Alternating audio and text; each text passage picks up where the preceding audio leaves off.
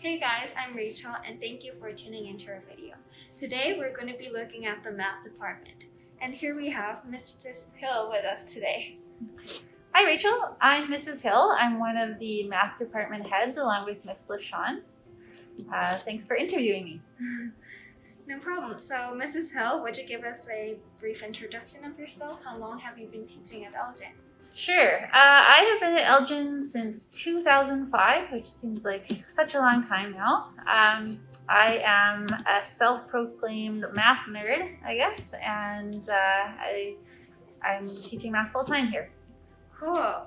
And first off, what kind of tracks of math courses are available in grade 10, 11, and 12? So once you hit grade 10, math splits off into different options. So in grade 10, you can take either Foundations of Mathematics and Pre-Calculus 10 or Workplace 10. So most students will take the first one that I mentioned. And then once you're in grade 11, you can take either Pre-Calculus 11, Foundations of Math 11, or Workplace Math 11.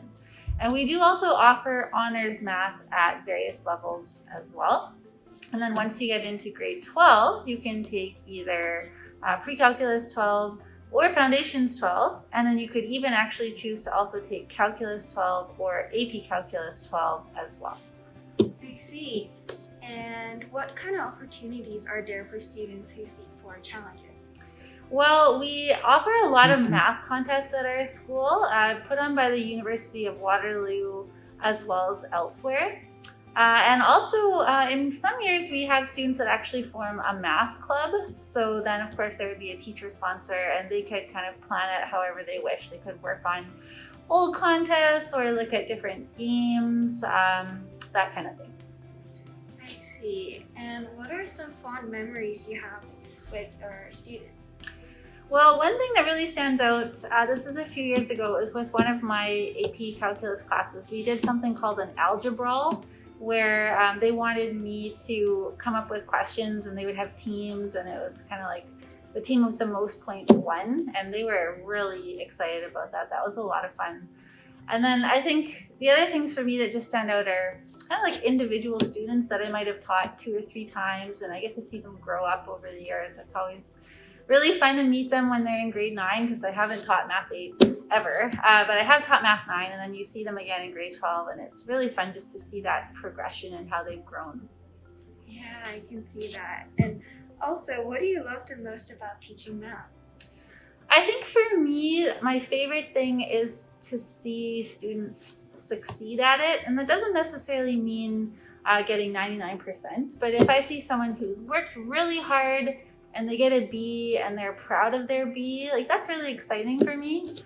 And then there are other topics in math that I get really excited about, and so for me it's really fun to teach those topics, such as logarithms, which you experienced me teaching you, and to see something that I really love and then the students also end up really loving it, I really like that as well.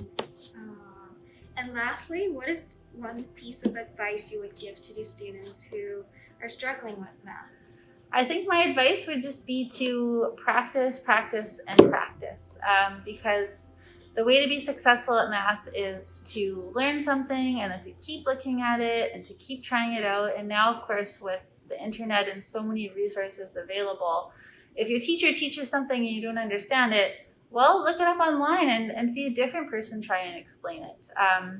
But really, I always found, for me, even if I didn't get something right away, the more time I spent on it, the more it would just kind of one day click for me. Okay. Thank you, Mrs. Hill, for joining one of our video department series today. And I'm sure this interview was helpful for all of us. Thanks. Thank you, and stay tuned for our next video. Bye.